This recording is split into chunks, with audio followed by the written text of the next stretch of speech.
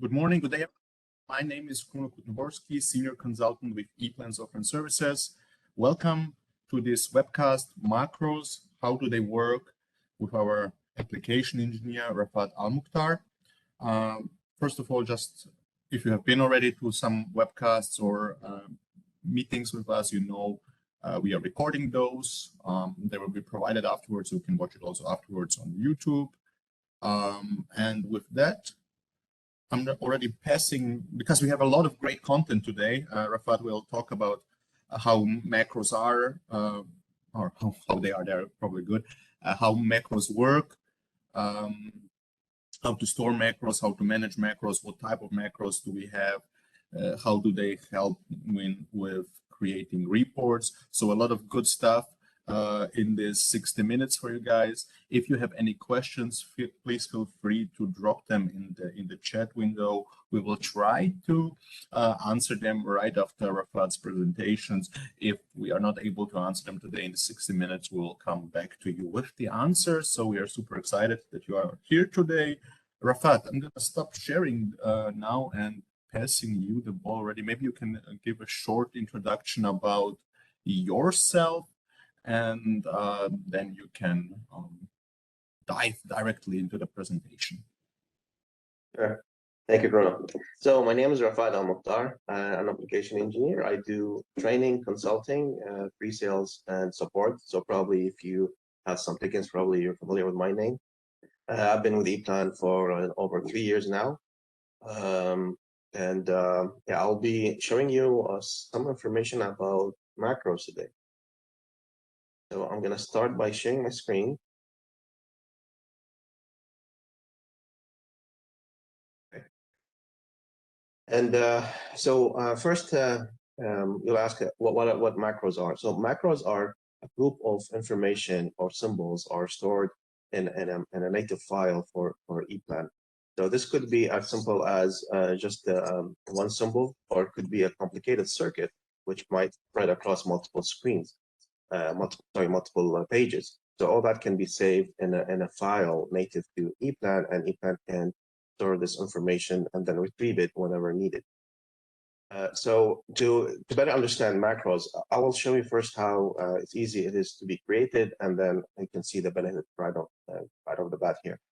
So I'll start by creating a simple circuit, just a small motor starter. So I'm just gonna go and I start putting some symbols here. So motor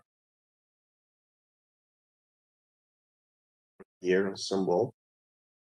Okay, just gonna make this a bit quick. So, and then a protection device. So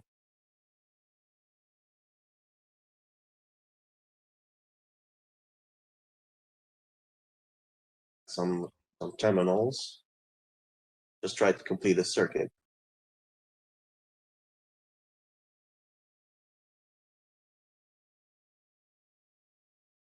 And probably add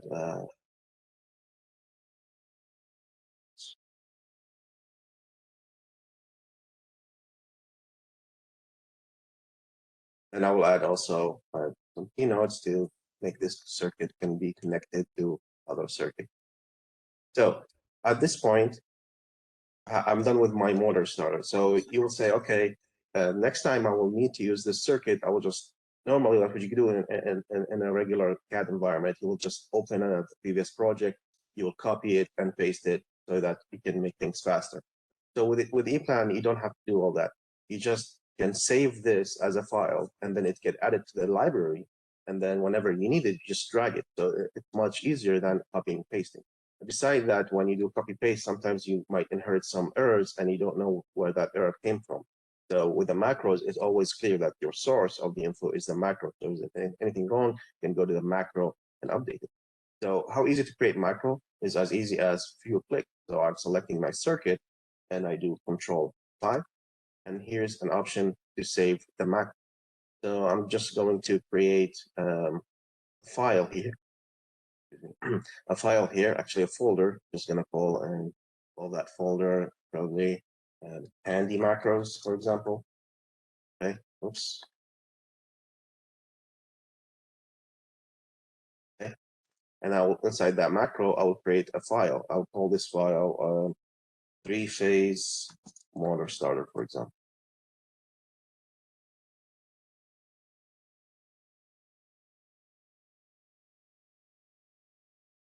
And I can add some information about that circuit. I would say it's a motor starter or something like that.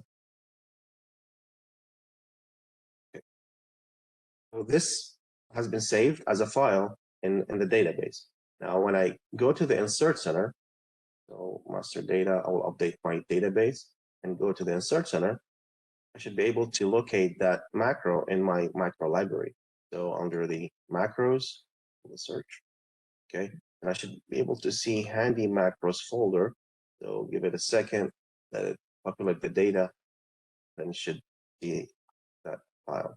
So here there's handy macros, open it, and here is my macro. So next time I need to do this circuit, I don't have to pull this from scratch. So I can just get rid of this and just call the handy macro folder, drag it, and then what's nice about it also, it remember its location. So X, Y, it's just gonna put it in that same position and hit enter. You have the option to renumber it, because again, it was saved as a logical information. It's not just an image. So when I place it, EPLAN will say, okay, do you want to keep the same names or you want it to be renumbered?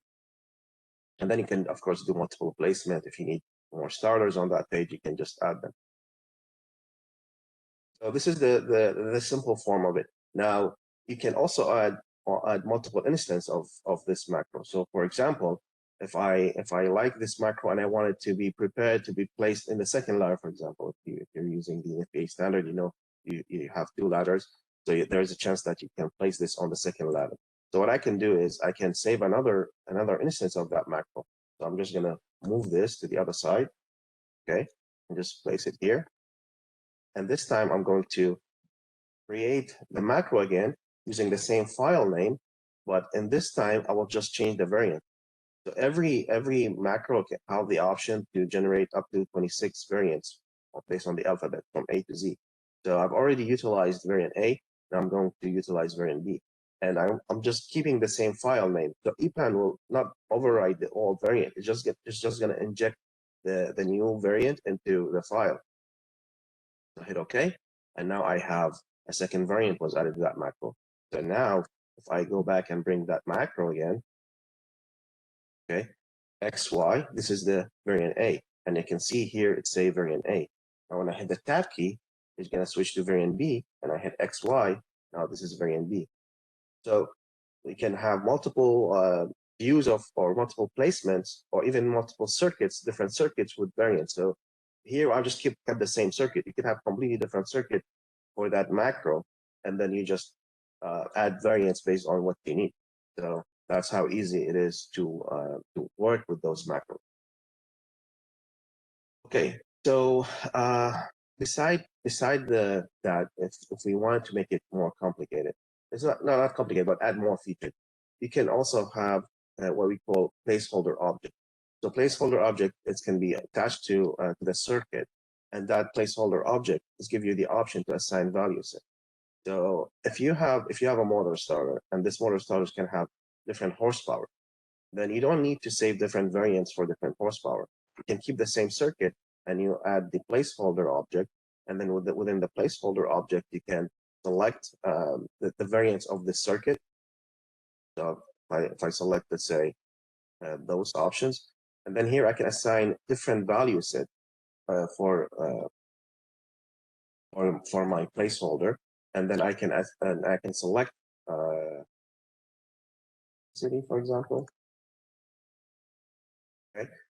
Oops, already named it. Yeah. So the idea is that you play the different value sets, and then you have the option to select it when you do the placement. So that makes things faster and more integrated. You don't have to create different variants for different sizes. Okay. So that's how you can utilize the placeholder object. Okay. Now, what I demonstrated here is an easy way to save macros. You just create your circuit, Control F5, or go to the master data tab and just create macro right, of the circuit and get over it. That's the easy, I would say the on-the-fly method. There is a more organized method, is that you can save this in a project. So we have a special type of project. It's called the macro project. So in a macro project, and I'm going to open one of the macro project that comes with EPLAN installation, which is the sample macros. Here in the macro project, you will have an option to store your macros in a project in such a way that you can catalog it or categorize it based on the functions, based on the type, you name it. So here, this is an example, ESS sample macro. If I expand this in the Pages Navigator, you will see that I have a bunch of groups of items that have been categorized differently. So here there are PLCs, machines, enclosure equipment, and all of those are actual macros. So if I, for example, expand the power supply, if I expand it, I can see here I have some variations, which is one is the variant, and I expand it, I can see I have variant 1 and 2, and I have here some options that can be added to the circuit. So I can store my macros in this organized way, so it's easily can be reached, and also you can maintain them. So if there's any changes, if there's any update, any expansions, it's very easy to be done. You don't have to search for the file, open it, modify it, and save it. It's already been called out here, so you can easily approach it. So here, for example, I've just created this to show the difference. I have, for example, a 400 power supply, and I have 480 power supply. So I made the differences, and it's easy to generate those macros by simply selecting the group, and then you go to the master data tab and generate automatically. And here that says that there are 5 pages that can be generated. So I'm just going to select OK, and EPLAN will generate those files. Now, when I want to utilize those files, I will go to the Insert Center, and I will look into my macro database, and I should be able to see the folders. Now, this has been saved in the macro. So in the macro here, there are some locations and variants and everything stored here. So for example, you can see this box here is only visible in the macro project. So when I double click on it, I can see where it will be saved. The ESS macros, power supply, and this is the file name, and this is the variant, and this is some descriptions. So all this you will organize it in the macro project. So it's very easy to maintain and read to. So if I now go to the Insert Center, I would see the same structure being applied in the macro section. So under ESS macro, I can see I have power supply, and I can see I have 2 files, because that's what I have, 2 pages here. And then on the top right corner, I can see number 2. That's indicate there are 2 variants. So if I go to my project here and I grab that macro, I can now drag it. This one is the 400 volts, and if I hit the tab key, it's the 480 volt.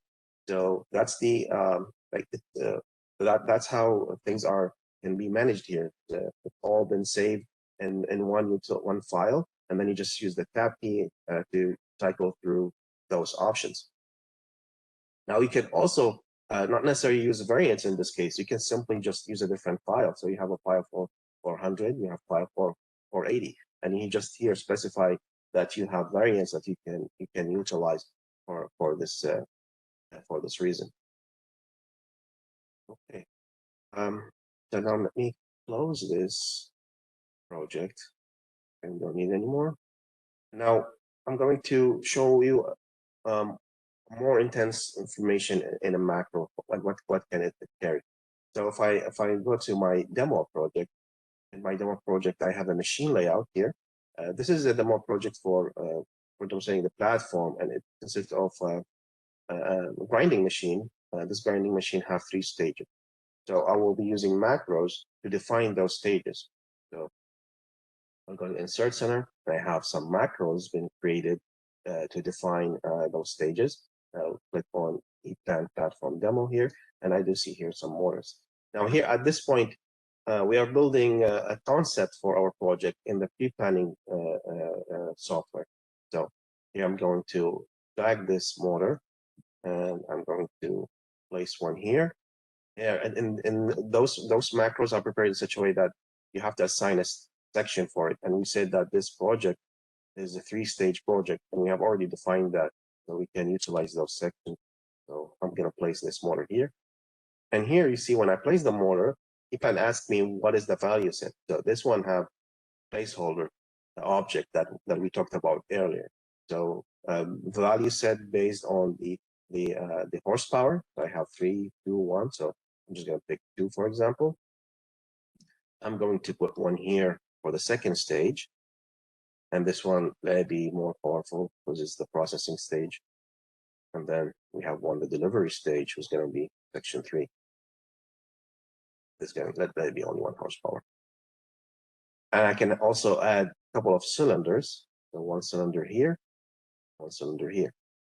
Now, those 2 cylinders actually is set up in a different way that it didn't ask me the stage. It just was placed right off the bat in the project. So I can move them to the second stage because obviously those are going to be part of the second stage. Okay. Now, also I have here I have a box, control box. So I will need to add that in my project.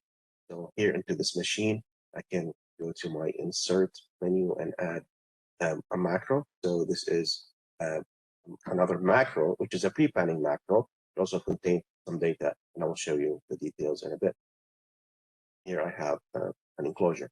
So now I'm done with my concept project, and then I should move to the implementation stage.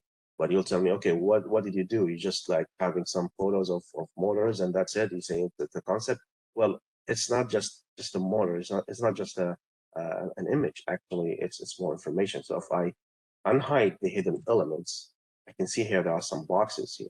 And if I go to the properties of this box, for example, the outer box is going to be the macro. The inside is the pre-planning object. And the pre-planning object, I do have a bunch of information here. So I have the IOs that needed to run that motor. I have the macro, the circuit that need to be attached when placing this type of motor. And we can see how this can be utilized in a second when I place it on the page. All this information is stored in a pre-planning object, and then we saved it in a macro. And then whenever you use it, you just drag in and drop the macro, and here you have all the information you need to start your state. Same thing with the cylinder. So now I'm going to implement those circuits. So first thing is, when I place the enclosure, when I have this kind of a project, I always have a feeder page. So to save time, I save the feeder page as a page macro, as a complete page, and then I attach it to my enclosure macro. So if I look at the properties here, I see under macro I have this macro page. So when I get to the implementation stage, I can just drag and drop this module in the pages navigator, and will automatically add a new page. So see, it'll ask me to number it. Here, I have this page was added without no efforts. So it's already been attached to the pre-planning module, and now I'm implementing the project. So I just drag and drop, and here's my feeder page. I have my protection device, I have a power supply, and here's the flow of the power, so I can continue my schematics with other pages. So this is what you can do when you have some kind of standard stuff or any type of standardization that can be implemented. You can create those modules as macros and you attach it to your modules. Now here we're talking about grabbing and dropping it from the pre-planning module. But if you are not using pre-planning, it doesn't mean that you cannot use this feature. This is just a page macro, and you can just insert it by adding it to the project. So right click here, insert page macro, and just find that page. So here it's going to be the main feed. Hit open, and then it's there. It's get added to your project. So it's not necessary that you have to have the pre-planning to do this. Of course, pre-planning will streamline the process, make it easier, more robust process, but you can also do it directly without using pre-planning. It's just the process. The process will be a bit different, and then you just know that you need to know that this is saved here. So kind of instruction for for engineers that this is the standardized process to do it. Okay, now I'm going to place the schematics for the motors. I do have page 1 and 2 here already been made, so I'm just going to drag and drop my motors from the pre-planning sections. Okay, so here this is the EPLAN automatically when I drag and drop that that's will automatically select the proper macro page on based on the page type. So XY, enter, be numbered. That's the first motor. And then I got the second stage. I'm going to bring the second motor. It's the same macro, so it's always memorize the location here. So I'm just gonna have to manually drag it to the second ladder. And then I go to the page 13. I'm dragging the third motor. XY.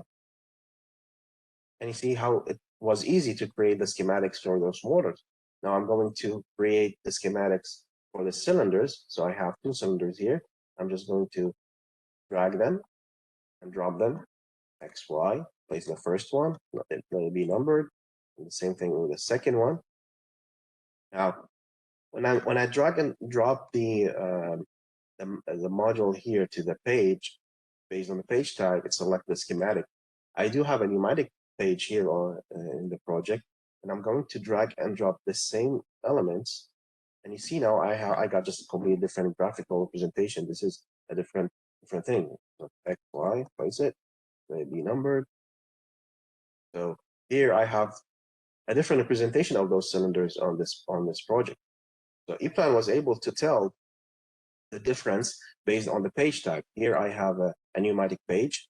I got the property of the page. I can see that there is a fluid power schematics. So EPLAN picked the proper representation.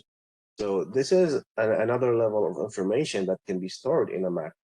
So if I just show you really quick, if I want to drag any macro, it depends on what type of information there. So here there is only multi-line. I need to go and get that the same macro that we just worked on.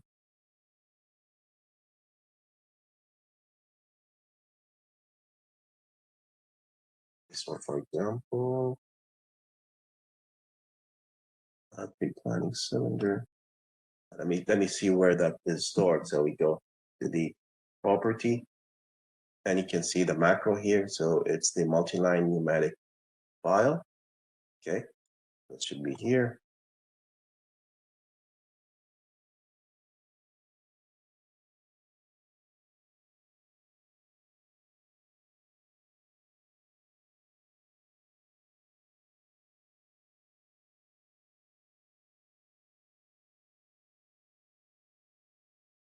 For some reason, let's see it.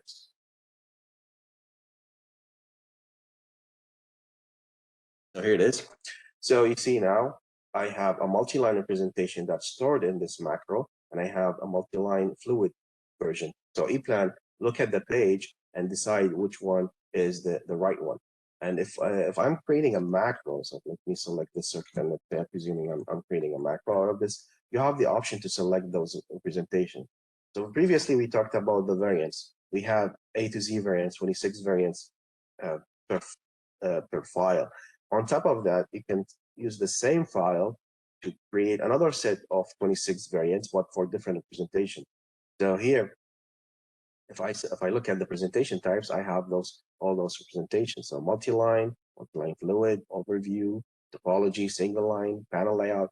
All this can be saved also in the same file, and then you just use them, and based on the page type, it will be automatically selected, and you still have the option to cycle through them using the tab.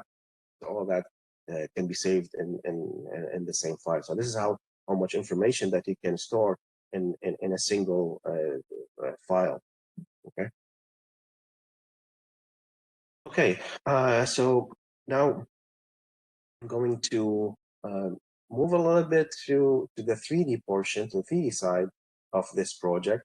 So I'm going to go to the layout space where we keep our space for the 3D, and we have one layout space already there. And then I'm going to grab the enclosure module that I have here and throw it into the layout space. this automatically bring in the macro, the 3D macro that's stored in that module, and put it in my layout. I'm just going to place it. And I can see here, I have my mounting panel. And I can start placing components here. So if I the front view, I have prepared this up front just to make sure that we save time and we don't have to place those ducts and rails manually. But it can be easily done by placing them from the insert center. So I have the duct, I have the rails, and you can just place them and to place the component. Then I will go to the 3D mounting layout navigator, which is a navigator that's specifically designed to work with placing of the components in the 3D layout space. So here's just populating the data for the 3D. Give it a second. So the check mark items actually are the one that's already been placed. Those are the ducts and rails and everything. And those are the contacts and then the thermal blocks that we just placed from the schematic. So now I'm just going to place them here. So those are placed. I'm going to place the disconnect.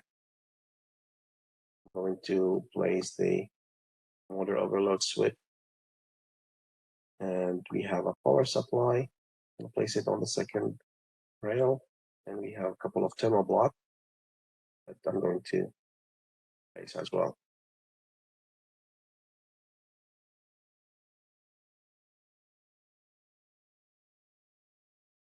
It's very easy to route the wires since all the connectors are there.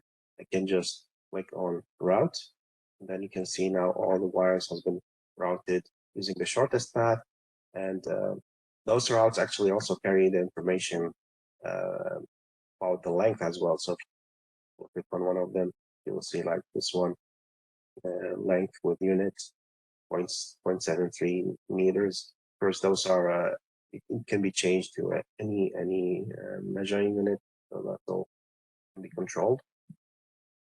Okay, so at this point, I'm almost done with my project. At the end, you start generating a report.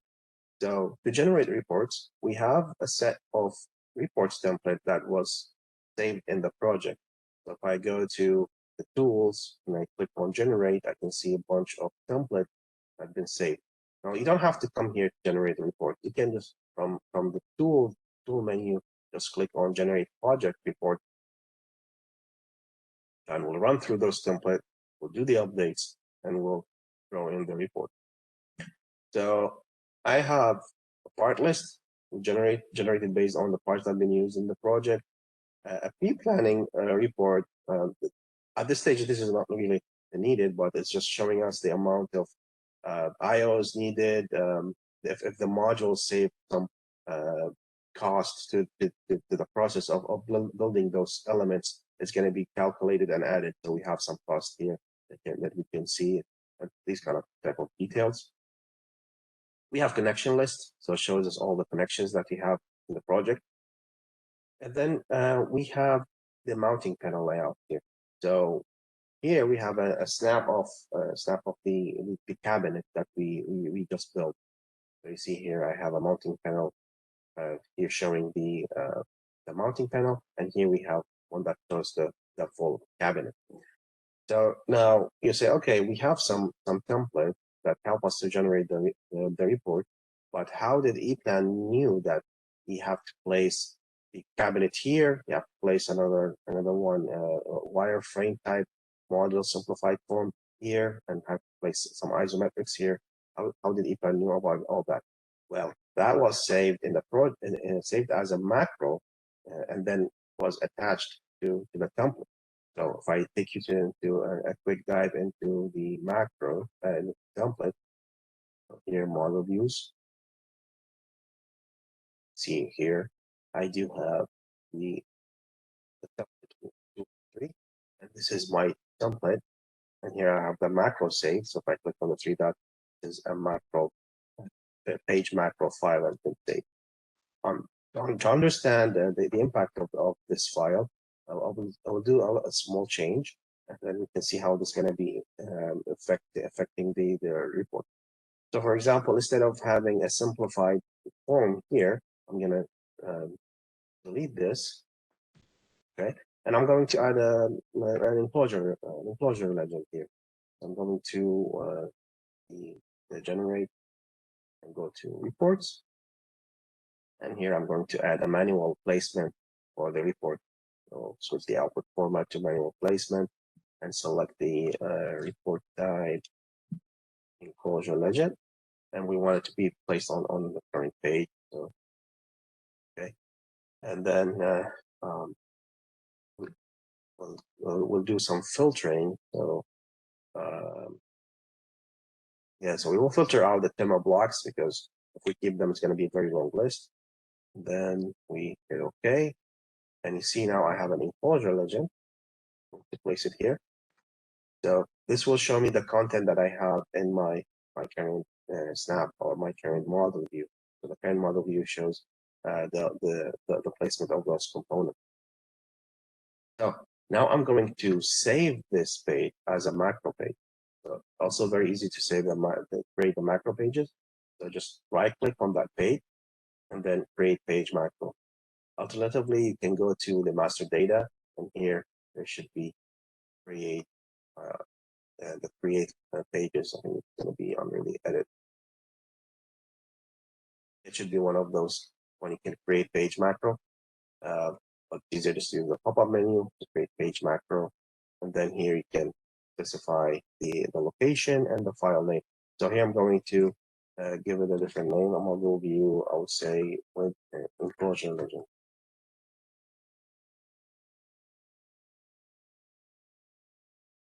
Just make it different than the other one. Okay, and then hit OK. And now I will go to my model views templates and then change the current page macro that they have. So here I have, this is the old one. I'm going to switch it with the one with the enclosure legend. Okay. And I'm going to do the same with the other one, the enclosure legend. So now when I run this, it's going to delete the all. So that are already existing is going to be replaced. Say yes. Okay. And close. Now I can see now the new report actually is just showing the enclosure legend. So that's one of the other benefits of macros is that you can create a layout for your this type of reports, and you save it as a macro file, and EPLAN will use that as a template to create those reports. And obviously, we have selected the options to demonstrate here. So EPLAN just use the macro page to know the location of those model views, but selecting the model views are done through the template. So here we have selecting mounting panels for the first one and selecting the complete enclosure for the second one. So that's how we can utilize this type of information to make things, make reports more appealing. Okay, I think that's what I wanted to show. Do you have any insights or notes, or you want to jump to see if there are any questions? Yeah, Raafat, this was very impressive. You managed to convey our content or hours of content into 30 minutes. Very, very good. You showed a lot of really nice functionalities. I don't see any questions in the chat, but maybe we can use at least a couple of minutes to summarize the functionalities which you were talking about in this webcast. So again, it was very nice. How did we start it? So at the beginning, I'll put it in my words. You can add then your thoughts to it. At the beginning, we showed, or you showed, what are macros in general, right? So to understand, probably the most of the customers understand in the form of software blocks, right? So reusable functionalities can be created as macros, right? You showed that macros can contain macro variants, which are saved in the same file, right? That means essentially, if you use macros in EPLAN, you don't have to have thousands of different variations and therefore thousands of different files, but they are stored into an efficient amount of components or efficient amount of files, right?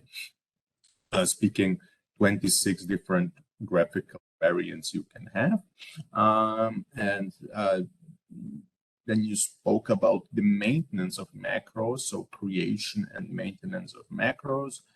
You can create macros on the fly by just hovering over the window and assigning a macro name and a macro variant, and it will be generated. Or you can use a macro project for it, right? We definitely recommend, in order to work proper with macros, to keep it in a macro project. Maintenance is much easier, especially when you have more than one employee, right? The more employees are working together in using or creating or modifying macros, the more important is it to have a proper macro project for that, right? So then you spoke about another type of macros, which are pre-planning macros, right? Pre-planning is a very interesting subject, right? Where customer can do their basic engineering with EPLAN. That means it looks very simple. It's looked like in this case like a graphical layout of the conveyor belt system. But the truth is that those pre-planning macros contain a lot of information, right? They're containing additional schematic macros, for instance, as well as logical informations of the content, right? You see the I/O information of it. You saw even, you hovered over it, but I thought it very interesting in the report. Afterwards, you can have some time information, right? So you can define per certain how long will it take to design this, manufacture, and program it, right? And this information can be very relevant, as you see there, expenditure planning, construction, and software. This can be very interesting, right? For estimation report, right? It means if you're building machines, you can easily place those macros, right? And afterwards create a report, and you will have an estimate of amount of hours, right? So customers are using this functionality also in the estimation process, right? And as you see, it's very huge impact. So pre-planning macros are definitely really cool. The advantage was obviously then after you laid out the macros, that you could use drag and drop in order to place those schematics, right? And this can be very, or this is, in my opinion, this is very impressive, right? It means customer can reduce their engineering time. One is maybe not known, but let's talk a little bit about it. If you can go on the schematic page 12, right? So you used and drag and drop and placed here the macros. Customer may recognize the standard, which is essentially the NFPA standard, but the way how we did this is maybe slightly different than most customers are doing their designs in the United States, right? So this design, we call it function-oriented design, where you create everything electrically. What's part of that function will be summarized in a window or in a couple of pages together, right? Versus conventional way of designing, right? This allows you flexibility, right? It means when you create it, you can save those blocks, and then, as Raafat showed today, place them very easy. So what did you did next, right? What's the next step was then the Pro Panel macros, which you showed, right? That means after you placed it, you see another type of macros are the 3D graphic macros, right? That means in your case, and you did something what sometimes customers are doing when they have standards, right? They have the panels which they're usually using, and inside already some wire ducts and mounting rails, right? Because some customers, they want to have the same look and feel over and over again, even if they are different projects, right? So this is also also a technique which is used from our customers to pre-save the enclosure macro even, and then you saw those components which were previously placed in the schematic very easy via drag and drop. So you see very nice 3D geometries out of it, right? And the last step which you showed was essentially the reports, right? So that means you could use another type of macros, the page macros, to support the report generation. So I think all in all, a very impressive functionality in macros. I certainly hope that more and more customers are starting to use the macros efficiently. Have any questions about how macros work, how you could utilize macros in your EPLAN environment, just reach out to us. We are more than happy to support you. Okay, I still don't see any questions here. So with that, I hope it was a useful webinar from my side. I really enjoyed it. Raafat, do you have any side about macros? Yeah, I'd just like to emphasize on using macro projects. So I know I showed this already, but I still like, we engineers are always lazy and try to cut corners and just do things on the fly. It worked, but as I said, maintenance portion of it is really important. So once you create a macro, it's very easy, Control F5, and you have your macro, here it is. But when you discover that you have to do an update or do a change, that when the pain comes, and then you have to find the file and do the modification. And if it is going to be done on multiple files, then the pain will be even more. But when you have the macro project, it's much more organized and less maintenance, and also it helps you to back up your content. So let's say something happened and you lost your drive, for example, then that file is lost. So if you have the macro project, even if the file is lost, with a simple like you just have a backup of the macro project, even if your content is lost, you restore that project, and then with one click, as I showed, I think I didn't generate the whole thing, but you can generate the whole macro project with just one click by just selecting the macro project, and then you just click on generate automatically, and then you will have EPLAN goes through all those pages and generate the entire micro library, which is going to be implemented in the insert center. So it's really great feature. Also have like mobilizing to a different machine. For example, you want to carry on your macros, so instead of backing up data, you just with the macro project, then click on generate automatically. Boom, you have all your library generated automatically. So that's a very nice and great feature. I would like to make sure that people knows about it. Absolutely. So the collaboration piece is super important, as you mentioned it. If you're using a macro project, it will make your life so much more easier working with macros. Raafat, I mentioned last week on the Open Line Friday that in one of my underutilized functionalities are the placeholder objects. You've hovered over it today.